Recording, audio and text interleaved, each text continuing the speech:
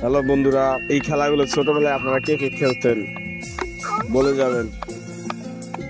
শীতের দিনের এই খেলাগুলো অনেক মধুর হয়। আমরা ছোটবেলায় খেলতাম, এখন আর সময় নেই আমাদের।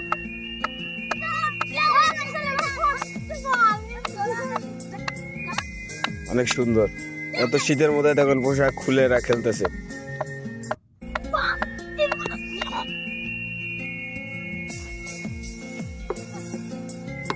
ও, এই কত সুন্দর একটা খেলা, সবাই হাসি আনন্দে খেলতেছে।